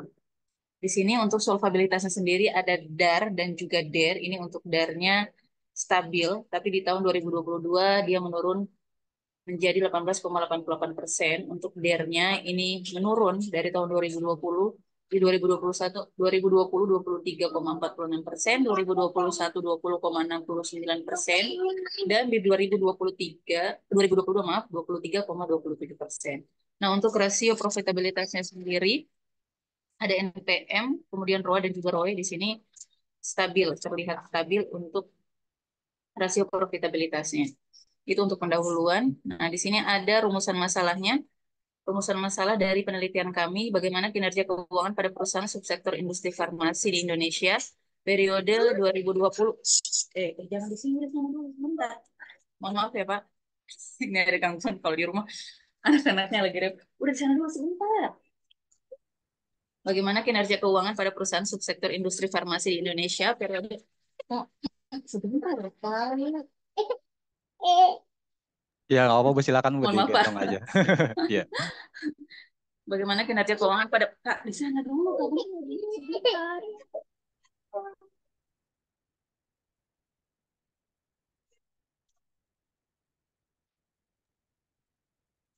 Mohon maaf ya Pak, lanjut lagi. Baik, Untuk silakan. rumusan masalah, bagaimana kinerja keuangan pada perusahaan subsektor industri. Iya, sebentar, please. Kinerja keuangan pada perusahaan subsektor industri farmasi di Indonesia periode 2020 sampai 2022 jika ditinjau dari laporan keuangan menggunakan rasio solvabilitas. Untuk yang kedua, bagaimana kinerja keuangan pada perusahaan subsektor industri farmasi di Indonesia periode 2020 sampai 2022 jika ditinjau dari laporan keuangan menggunakan rasio profitabilitas. Nah, tujuannya juga sama untuk mengetahui laporan kinerja keuangan, untuk mengetahui kinerja keuangannya ditinjau dari solvabilitas, dan yang kedua juga sama untuk mengetahui laporan kinerja keuangan ditinjau dari rasio profitabilitas. Kemudian untuk metode penelitiannya sendiri, data yang digunakan dalam penelitian ini adalah data kuantitatif, dan metode yang digunakan adalah metode analisis deskriptif dan juga komparatif. Nah, di sini kami akan membandingkan perusahaan farmasi. Nah, untuk populasinya sendiri, populasi yang digunakan ini adalah subsektor industri farmasi yang terdaftar di Bursa Efek Indonesia itu berjumlah 11 perusahaan farmasi. Dari 11 perusahaan ini, kami menggunakan teknik purposive sampling dan dalam menentukan sampelnya dan diperoleh 3 perusahaan farmasi saja. Yang pertama itu PT Kalbe Farma Tbk, PT Indo Farma Tbk, dan yang terakhir PT Temposcan Pacific Tbk. Kemudian untuk hasil rasio solvabilitasnya, di sini kami menggunakan rasio DAR, debt to asset ratio. Untuk PT Kalbe Farma sendiri, ini DAR-nya 19%, 17%, dan 19%. Nah, rata-ratanya adalah 18% untuk 3 tahun. Dan untuk Indofarma sendiri, ini cukup tinggi untuk DAR-nya, 75%, untuk 2020, 2021 75% juga, 2022 94%. Dan untuk rata-rata dari 3 tahun ini totalnya sekitar 81%. Dan untuk PT Temposcan Pacific, ini juga 2020 30%, 2021 29%, 2022 33%, dan rata-ratanya ada di 31%. Nah, ini pembahasan dari ketiga perusahaan tadi tentang debt to asset rasionya. Kalau untuk standar industrinya sendiri, itu ada 35%. 35% itu baik jika berada di standar rasio ini. Jadi, untuk Kalbe Farma ini bisa disebut baik karena berada di bawah 35%. Dan untuk PT Indofarma ini cukup tinggi, 81%. Jadi kondisi untuk PT Indofarma sendiri ini dalam kondisi tidak baik karena rasio DAR-nya melampaui standar industri. Kemudian untuk Temposcan Pacific ini baik, berada di bawah 35%. Ini walaupun memang di bawah sedikit dari standar industri ini. Jadi untuk DAR sendiri dari 3 perusahaan farmasi ini yang kurang baik itu adalah PT Indofarma Tbk. Nah, untuk rasio solvabilitas yang kedua, di sini kami menggunakan debt to equity ratio. Ekuitas, jadi total hutang per ekuitas. Di sini ada PT Kalbe Farma 23% di tahun 2020, 2021 21%, 2022 23%. Jika dirata-ratakan totalnya menjadi 22%. Dan untuk PT Indofarma, nah ini Indofarma juga sama, ini melampaui batas. Ini sampai 298%, kemudian 2021 296%, dan 2022 sampai 1677%. Dan kalau dirata-ratakan menjadi selama 3 tahun, totalnya 757%. Dan untuk DER PT Temposcan Pacific, DER ini 43% di tahun 2020, 2021 40%, 2022 50%. Dan untuk rata-ratanya ada di 44%. Nah, ini pembahasan untuk rasio DER. Untuk rasio DER sendiri, debt to equity ratio standar industrinya adalah 90%. Ini baik jika rasio standar industri ini berada di bawah rasio rasio perusahaan ini ada di bawah rasio standar industri. Di sini saya menggunakan Tasmir tahun 2016. Rata-rata industri untuk Kalbe Farma 22%, sedangkan standar industrinya 90%, berarti untuk Kalbe Farma sendiri dalam kondisi yang baik, sedangkan untuk PT Indofarma ini berada di atas standar industri dan ini melampaui sangat jauh sekali dari 90%. Nah, ini kondisinya sangat buruk untuk PT Indofarma. Sedangkan untuk PT Tempo Scan Pacific ini kondisinya baik. Jadi sama seperti tadi untuk DER-nya, PT Indofarma masih bermasalah juga di DER. Kemudian hasil yang ketiga ini untuk rasio profitabilitas. Di sini kami menggunakan rasio NPM. Untuk laba bersih di tahun 2020 NPM-nya 12%, 2021 12, ini stabil untuk Kalbe Farma, rata-rata juga sama 12%.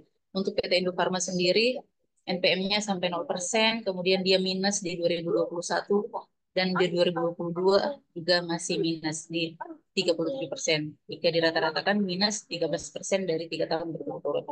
Nah, untuk hasil PT Tempo Scan Pacific ini juga stabil, ada di 8% selama 3 tahun berturut-turut. Nah, pembahasannya untuk hasil keseluruhan NPM ini, berdasarkan Tasmir 2016, NPM baik jika di atas standar rasio 20%. Nah, ini untuk Kalbe Farma masih di bawah standar industri, jadi untuk rasio profitabilitasnya masih kurang baik karena masih berada di bawah standar industri 20%. Tapi untuk KB Farma sendiri ini masih mendapatkan keuntungan, mereka masih mendapatkan keuntungan. Kemudian untuk PT Indofarma Tbk atau INAF ini berada di bawah standar industri dan juga mereka minus, mengalami kerugian selama 2 tahun berturut-turut. Kemudian untuk Tempo Scan Pacific NPM-nya ada di 8%, ini juga sama masih di bawah standar industri, masih kurang banyak dan jauh dari bawah standar industri. Nah, ini kondisinya juga sama, masih kurang baik untuk rasio profitabilitas. Kemudian untuk ROA, rasio profitabilitas PT Kalbe Farma, ini cenderung stabil, hanya naik sekitar 1%, ini rata-ratanya di 3 tahun, 13%. Untuk ROA PT Indofarma, ini juga sama, masih seperti NPM tadi, minus di 2 tahun terakhir 2021-2022 dan rata-rata di 3 tahun minus 10%.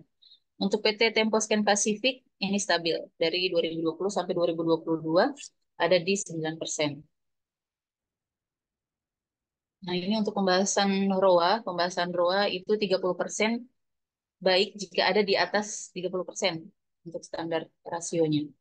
Nah, kalau kita lihat di rata-rata industri Kalbe Farma 13% masih sama, ini di bawah standar industri 30%, harusnya di atas 30%, berarti ini kurang baik. Untuk INEF juga sama, ini karena negatif, berarti kurang baik. Dan eh, Tempo Scan Pacific juga sama, di bawah standar industri sebesar 9%. Kemudian yang terakhir untuk ROE-nya PT Kalbe Farma ini cenderung stabil, rata-ratanya 15%. Kemudian PT Indofarma ROE-nya seperti ROA minus di 2021 dan 2022. Jika dirata-ratakan, ini mereka mengalami kerugian sebesar 167% untuk 3 tahun dari 2020 sampai 2022. Kemudian untuk ROE sendiri di PT Temposcan ini cenderung stabil di 13% untuk 3 tahun. Nah, pembahasan untuk ROE sendiri berdasarkan Tasmir 2016, ROE baik jika di atas standar industrinya 40%. Dan ternyata dari ketiga perusahaan ini belum ada yang mencapai di atas standar industri sebesar 40%. Jadi ketiga-tiganya masih berada dalam kondisi yang kurang baik. Nah, ini kesimpulannya. Jadi kesimpulan dari penelitian kami untuk debt to asset ratio PT Kalbe Farma ini kondisinya baik, kemudian INAF-nya kondisinya tidak baik. Untuk Tempo Scan Pacific kondisinya baik. Kemudian untuk DER PT Kalbe Farma sendiri baik, kemudian Indofarma dalam kondisi tidak baik, kemudian Tempo Scan-nya dalam kondisi baik. Dan untuk rasio profitabilitasnya sendiri untuk NPM, Kalbe Farma, Indofarma, dan juga Tempo Scan ini berada dalam kondisi yang kurang baik. Tapi yang paling buruk adalah PT Indofarma karena mereka tidak mendapatkan profit sama sekali untuk di profitabilitas. Kemudian ROA juga sama seperti itu, ketiga perusahaan dalam kondisi yang kurang baik. Untuk ROE juga sama, 3 perusahaan kondisi kurang baik. Dan Indofarma juga sama, mereka mengalami kerugian di minus 167%. Nah, padahal Indofarma sendiri ini sebenarnya BUMN tapi merugi dibanding dengan PT Kalbe Farma dan juga Tempo. Sekian. Oke, sekian dari saya. Mohon maaf apabila ada salah kata. Wabillahi taufiq wal hidayah. Wassalamualaikum warahmatullahi wabarakatuh. Waalaikumsalam warahmatullahi wabarakatuh. Baik, terima kasih Bu Tri Sulistiani atas paparan hasil risetnya. Eh, kita lanjut aja ke Bu Ayumi Rahma ya.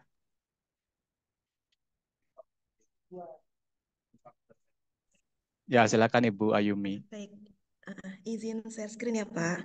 Baik Bu, silakan.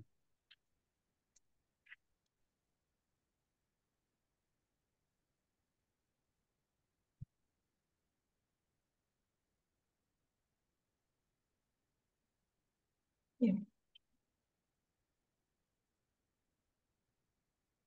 Ya baik, apa sudah terlihat izin Pak? Sedang proses Bu. Oh prosesnya.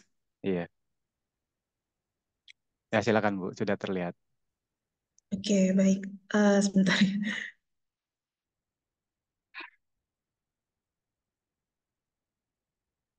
Not responding sebentar ya Pak. Baik Bu.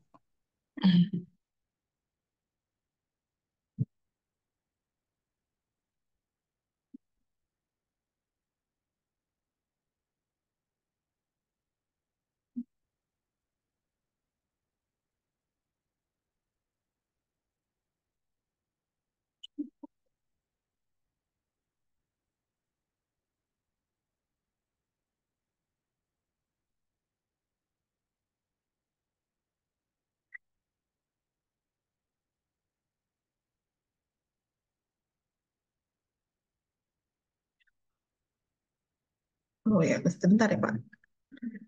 Oke, wait. Baik Bu, ditunggu. Keluar.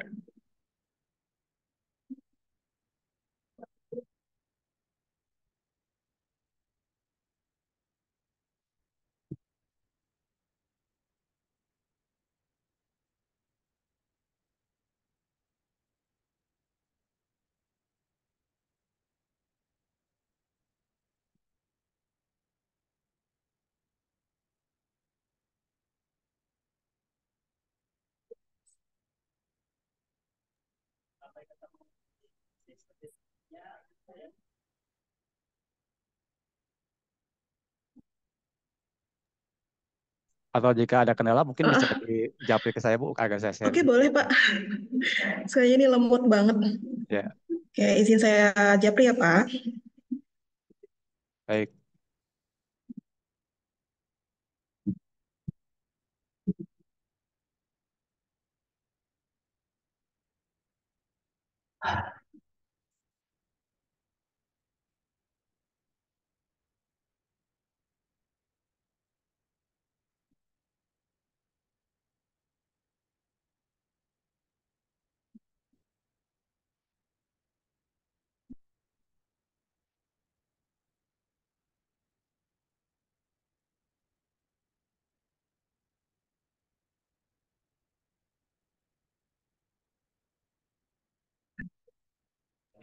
Baik. Silakan Ya Ibu. baik. Baik, izin Bapak Ibu. Assalamualaikum warahmatullahi wabarakatuh. Izin saya akan mempresentasikan hasil penelitian dari tim kami, yaitu ketuanya adalah saya sendiri, Ayumi Rahma, yang anggotanya adalah Bapak Budi Trisantoso, SMAKT, dan juga Bapak Ahmad Ridho Fahrizal Khairi, SEMAK. Di sini kami melakukan penelitian dengan tema pengaruh struktur modal, ukuran perusahaan, dan konservatisme akuntansi terhadap kualitas laba. Nah, yang melatar belakangi penelitian kami adalah bahwa suatu perusahaan dikatakan memiliki kinerja yang baik apabila dia memiliki laba yang cukup tinggi. Namun, karena adanya asimetri informasi antara pihak internal dan eksternal perusahaan, maka membuat informasi yang disajikan dalam laporan keuangan ini menjadi terdistorsi. Laba yang berkualitas tentunya sangat dibutuhkan dalam proses pengambilan keputusan. Namun, karena adanya konflik kepentingan dan juga asimetri informasi, membuat kualitas laba yang disajikan menjadi dipertanyakan. Karena manajemen seringkali melakukan tindakan oportunis, misalnya seperti memanipulasi informasi dalam laporan keuangan, terutama untuk labanya.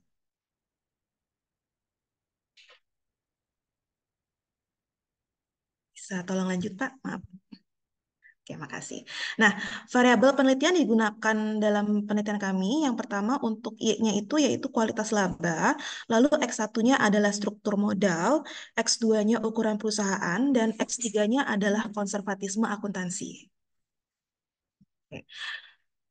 Semakin tinggi suatu rasio utang terhadap modal, maka manajer akan cenderung menggunakan teknik akuntansi yang akan meningkatkan laba. Menurut Wijaya, menggunakan Wijaya pada tahun 2020 melakukan penelitian dan menggunakan discretionary accrual untuk mengukur kualitas laba. Nah, dalam penelitiannya tersebut ditemukan bahwa semakin besar struktur modal suatu perusahaan, maka discretionary accruals-nya juga semakin besar. Nah, nilai discretionary accrual-nya ini menunjukkan kualitas laba yang rendah. Lalu terkait dengan ukuran perusahaan, bahwa perusahaan besar memiliki aset dan modal yang lebih besar dibandingkan dengan perusahaan kecil. Sehingga perusahaan dapat menggunakan aset dan modal tersebut untuk menghasilkan keuntungan yang lebih besar, sehingga akan menurunkan minat manajer untuk memanipulasi laporan keuangannya. Oleh karena itu, laba yang dimiliki oleh perusahaan tersebut menjadi lebih berkualitas. Di sisi lain, besarnya ukuran suatu perusahaan juga memberikan tekanan kepada manajemen untuk melaporkan hasil kinerja yang baik. Hal ini dapat mendorong manajemen untuk memanipulasi terhadap jumlah laba yang disajikan dalam laporan keuangan. Yang ketiga terkait dengan konservatisme akuntansi. Kualitas laba yang disajikan oleh perusahaan juga dipengaruhi oleh kebijakan dan prinsip yang digunakan oleh perusahaan tersebut.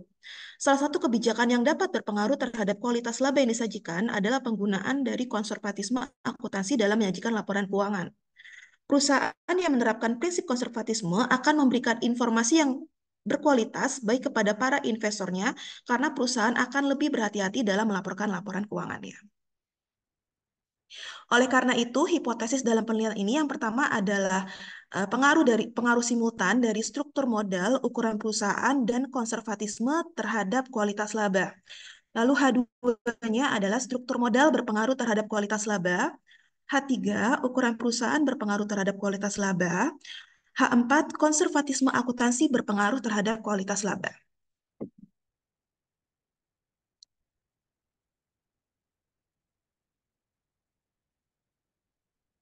Nah, populasi yang digunakan dalam penelitian kami adalah perusahaan sektor perindustrian yang terdaftar di Bursa Efek Indonesia periode 2018 hingga 2022.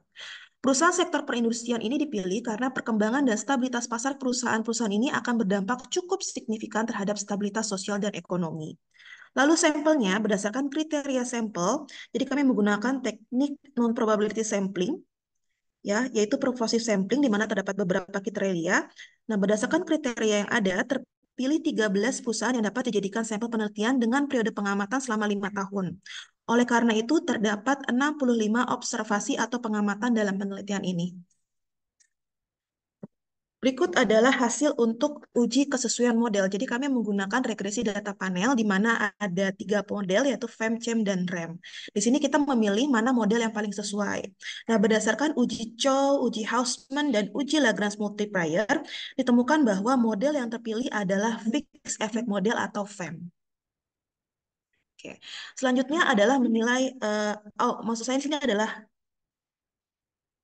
boleh selanjutnya Pak? Nah, ini maksud saya uji asumsi klasik.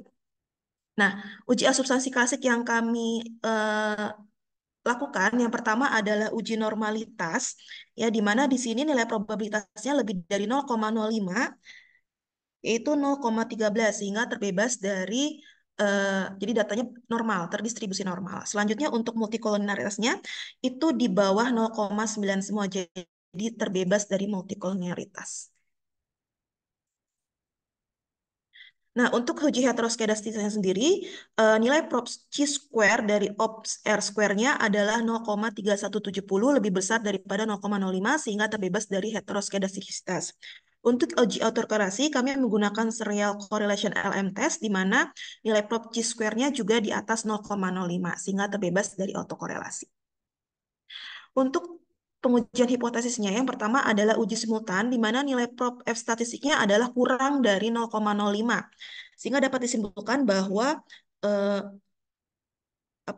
ukuran perusahaan konservatisme akuntansi dan struktur modal berpengaruh secara simultan terhadap kualitas laba. Lalu untuk uji parsial sendiri di sini ada dua variabel yang signifikan. Yang pertama adalah X2 yaitu struktur modal dan yang kedua adalah konservatisme akuntansi di mana nilai probability-nya kurang dari 0,05. Oke. Nah, oleh karena itu, kesimpulan dari penilaian ini yang pertama adalah H1 diterima, artinya struktur modal, ukuran perusahaan, dan konservatisme akuntansi secara simultan berpengaruh terhadap kualitas laba. Lalu untuk H2 ditolak, karena nilainya di atas 0,05, sehingga secara parsial, struktur modal tidak berpengaruh terhadap kualitas laba. Dan H3 diterima, di mana ukuran perusahaan berpengaruh terhadap kualitas laba, namun dengan arah yang negatif. Artinya, semakin besar ukuran perusahaan, maka kualitas labanya juga semakin rendah. Ya, bisa disebabkan karena tadi bahwa perusahaan yang besar mendapatkan tekanan yang jauh lebih besar untuk dinilai baik kinerjanya, sehingga mereka cenderung untuk melakukan manipulasi laba, terutamanya adalah laba. Lalu yang terakhir adalah H4 diterima, di mana konservatisme berpengaruh terhadap kualitas laba dengan arah yang negatif. Artinya semakin tinggi tingkat konservatisme yang diterapkan oleh suatu perusahaan, justru kualitas labanya malah akan menjadi semakin rendah. Oke, demikian presentasi dari hasil penelitian yang telah tim kami lakukan. Mohon maaf apabila ada kekurangan. Saya akhiri. Wassalamualaikum warahmatullahi wabarakatuh. Waalaikumsalam warahmatullahi wabarakatuh. Baik, terima kasih Bu Ayumi atas presentasi hasilnya. Semoga bermanfaat. Kita lanjut ya ke Bapak Faisal. Silakan Pak Faisal.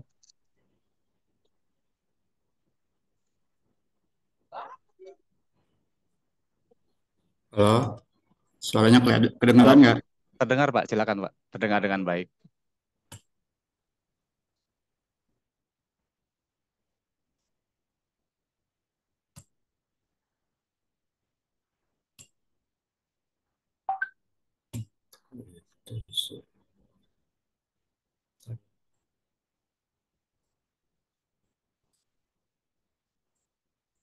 Belum.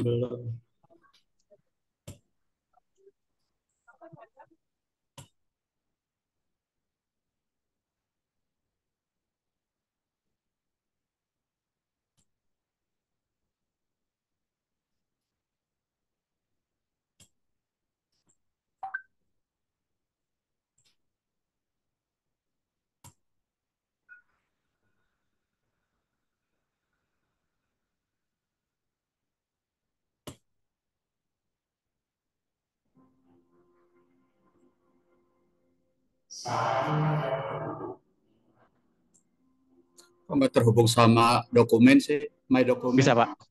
Oh, belum. Kalau ada filenya boleh dikirim Pak ke saya, nanti saya yang share-kan. Biasanya kan ada bisa ke my dokumen, kok ini nggak ada? Oh, ada. Ada.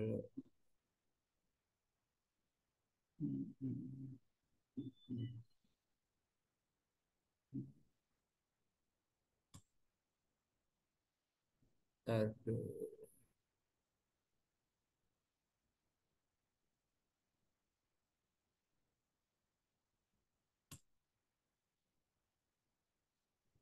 Mana?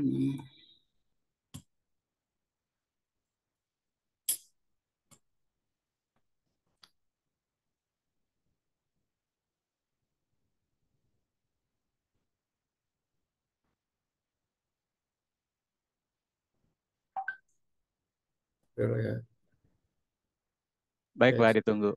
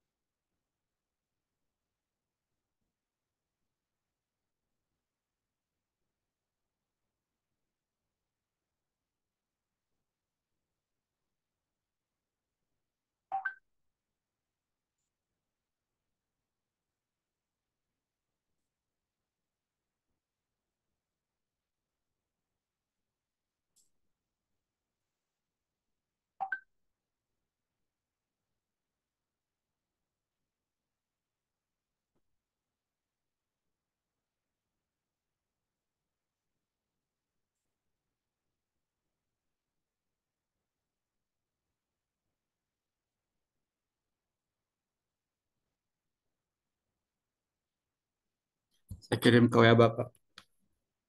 Baik Pak, siap Pak.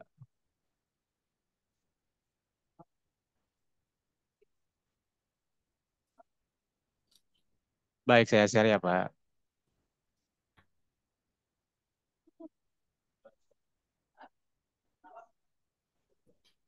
Silakan Pak. Ya, selamat siang. Assalamualaikum warahmatullahi wabarakatuh. Waalaikumsalam warahmatullahi wabarakatuh. Ya, saya akan presentasikan diseminasi penelitian saya dengan judul pengaruh current ratio CR dan debit to equity ratio terhadap return on equity rate pada PT Indofood CBP Sukses Makmur Tbk pada periode 2012 sampai dengan 2021. Sudah lanjut. Latar belakang penelitian saya ini bertujuan untuk meneliti untuk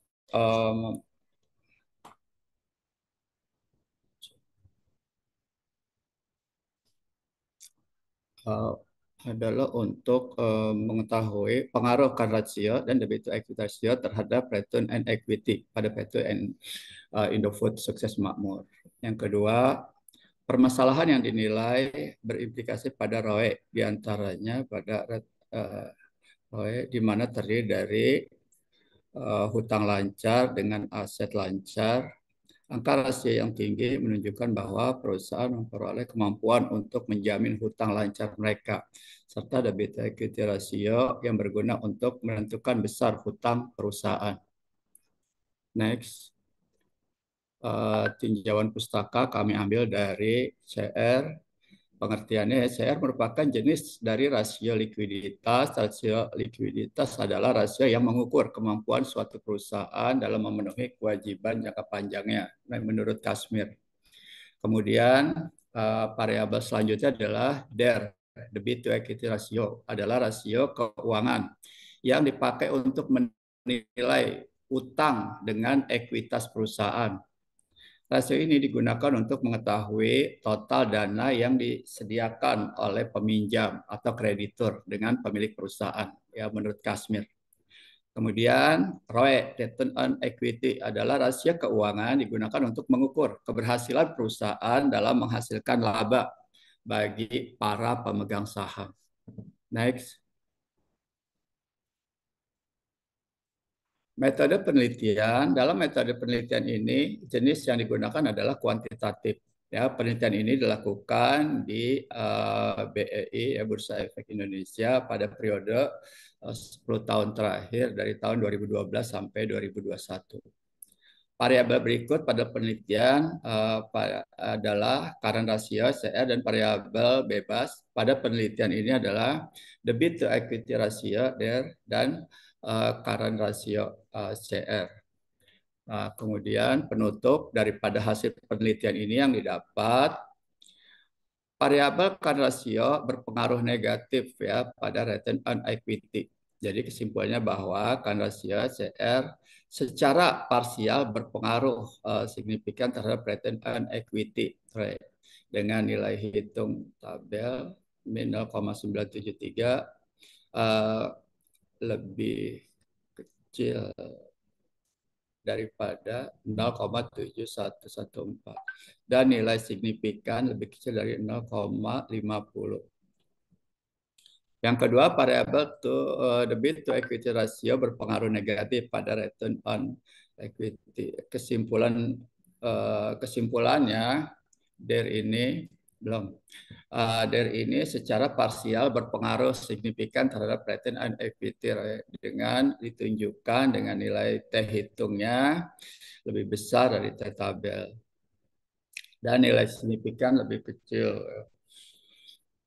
Kemudian yang ketiga, secara simultan CR dan DER berpengaruh negatif pada return on equity, ditunjukkan dengan nilai F hitung lebih besar dari F tabel, ya, dan berpengaruh signifikan. Nah, demikian presentasi dari penelitian saya. Kurang lebihnya, mohon maaf. Assalamualaikum warahmatullahi wabarakatuh. Waalaikumsalam warahmatullahi wabarakatuh. Baik, terima kasih Pak Faisal atas paparan hasil risetnya. Semoga bisa bermanfaat. Kita lanjut ya karena waktunya juga sudah makin mepet ke Bu Eka Kusuma yang akan diwakili Bu Anggun ya. Ya, betul Pak. Baik, silakan Oke. Bu Anggun. Baik, Saya terima share ya. kasih. Ya, Bentar ya, saya aja baik. Pak. Nggak apa-apa, saya aja. Oh ya, silakan Bu. Ya, oke. Sudah terlihat belum ya Pak? Sudah, silakan. Sudah ya, baik. Assalamualaikum warahmatullahi wabarakatuh. Waalaikumsalam warahmatullahi wabarakatuh. Ya, selamat siang Bapak Ibu. Eh, saya akan menjelaskan mewakili Ibu Eka Kusuma Dewi mengenai penelitian kami yang berjudul Analisis Pengaruh Kepemilikan Manajerial dan Kebijakan Hutang terhadap Pengungkapan Corporate Social Responsibility ya atau CSR pada perusahaan manufaktur sektor konsumsi subsektor pengolahan makanan. Adapun latar belakang dari penelitian ini, yaitu pada pelaksanaan CSR diharapkan dapat memberikan perubahan dalam kehidupan sosial yang ada di masyarakat. Penerapan CSR mampu bersinergi untuk menciptakan keseimbangan antara kondisi sosial, ekonomi, dan masyarakat di mana perusahaan beroperasi. Sehingga dalam pelaksanaannya, program CSR harus memperhatikan prinsip triple bottom lines yang dimana menyangkut 3 aspek, yaitu finansial, sosial, dan lingkungan. Nah, dengan adanya sinergi pada ketiga aspek tersebut, maka akan menciptakan keberlanjutan dunia perusahaan yang lebih baik serta menciptakan hubungan yang harmonis antara perusahaan, stakeholders, dan juga lingkungan masyarakat. Melalui program CSR, sebuah perusahaan dapat memberikan layanan bantuan bahkan memperdayakan masyarakat untuk melalui tanggung jawab sosialnya, gitu ya, meningkatkan kualitas kehidupan dan tingkat kesejahteraan hidup di masyarakat. Diharapkan dapat juga menciptakan kemandirian pada masyarakat melalui program-program CSR yang diusung oleh sebuah perusahaan. Pengungkapan CSR ini tidak terlepas dari struktur kepemilikan, ya, di mana dalam perusahaan masing-masing struktur kepemilikan sangat berperan penting dalam penerapan jumlah pengeluaran CSR. Struktur kepemilikan pada perusahaan diperoleh dari perbandingan jumlah kepemilikan saham yang ada dalam satu perusahaan. Suatu perusahaan dapat dimiliki oleh pemerintah, seseorang yang secara individu, masyarakat luas, pihak investor asing maupun orang lain yang berada dalam perusahaan tersebut atau disebut dengan manajerial. Nah, tuntutan dan kebutuhan akan CSR merupakan salah satu kewajiban yang harus dilaksanakan sebuah perusahaan ya sesuai dengan Undang-Undang nomor 74 ya UU PT terbaru. Adanya UU PT mengikat industri atau korporasi dengan kewajiban melaksanakan CSR. Ya. Kemudian industri dan korporasi bekerja sama dengan pemerintah berperan mendorong pertumbuhan ekonomi dan pertimbangan faktor lingkungan hidup. Program CSR pada perusahaan dapat mengembangkan potensi sumber daya alam secara langsung dan memberikan dampak besar bagi keberlangsungan hidup manusia di masa depan sehingga inisiatif CSR ini disebut merupakan konsep investasi berjangka panjang. Itulah latar belakang yang melatar belakangnya adanya penelitian ini dengan tujuan mengetahui pengaruh kepemilikan manajerial dan kebijakan hutang terhadap CSR. Dan manfaat serta tujuan dari penelitian ini juga dapat memberikan gambaran tentang pengaruh kepemilikan manajerial dan kebijakan hutang ya terhadap pengungkapan CSR yang ingin dicapai perusahaan gitu ya. Kemudian teori yang melandasi adanya penelitian ini adalah teori legitimasi. Teori ini adalah sebuah teori yang fokus pada interaksi perusahaan dengan para stakeholders. Ya, perusahaan memerlukan legitimasi atau pengungkapan dari para stakeholder agar mampu mempertahankan keberlangsungan perusahaannya. Ya. Oke, berikutnya. Nah, data penelitian ini digunakan adalah 19 perusahaan manufaktur sektor konsumer non-cyclical atau subsektor pengolahan makanan yang terdapat di BEI dari tahun 2017 sampai dengan 2021. Sampel yang dipilih adalah berdasarkan kriteria. Di sini kami membuat 4 kriteria, yaitu perusahaan manufaktur yang tercatat di Bursa Efek, ya, kemudian mengeluarkan laporan berturut-turut secara 2017 sampai 2021 dan memiliki variabel terkait variabel yang diteliti, yaitu di mana perusahaan ini yang memiliki kepemilikannya adalah manajerial dan juga melakukan pengungkapan CSR. Hasil dari penelitiannya ya menggunakan model regresi data panel ya, kemudian di mana ada hasil penelitian ya, yaitu pemilihan model teknik estimasi regresi data panel, di mana hasil uji coba-nya itu yaitu menggunakan fixed effect model dan uji hasilnya juga menggunakan uji language multiplier. Nah, untuk uji asumsi klasiknya, di mana uji normalitas menggunakan Jack Webera berhasil nilai probabilitasnya 0,403991. Ya, nilainya lebih besar dari 0,25 sehingga dapat dikatakan berdistribusi normal. Dan untuk uji multikolinialitas yang di atas dapat dilihat bahwa lebih kecil dari 0,8 yang berarti tidak terjadi masalah multikolinialitas. Dan untuk uji heteroskotisitasnya di mana uh, lebih dari 0,05 maka tidak terjadi heteroskotisitas. Dan untuk uji autokorelasi berdasarkan uji autokorelasi di atas dapat dilihat bahwa tidak terjadi autokorelasi. Selanjutnya untuk hasil uji T.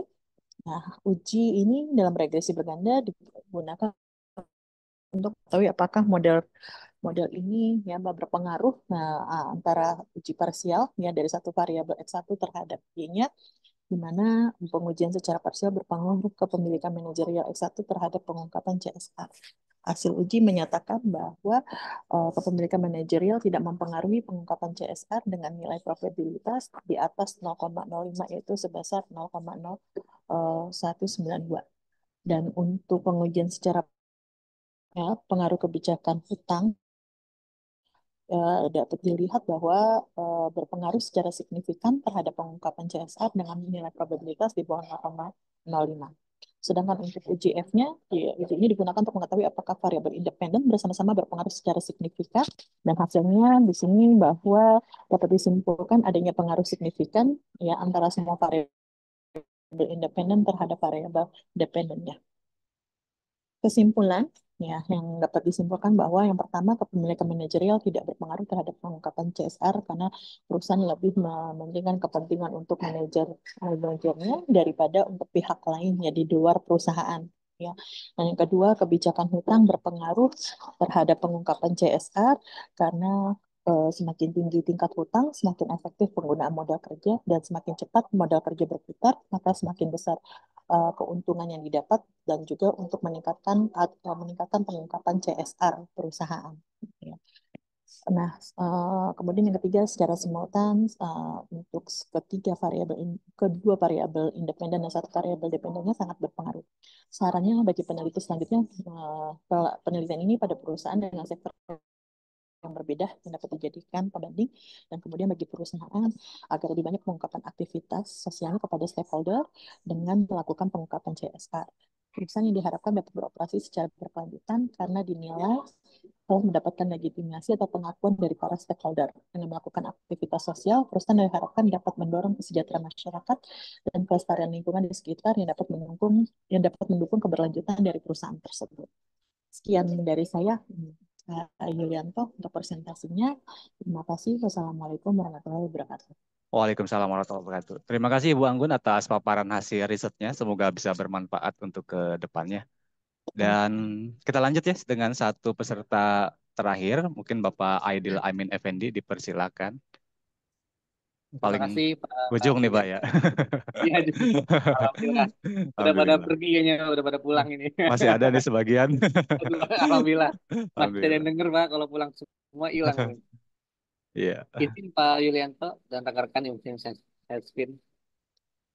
Silakan.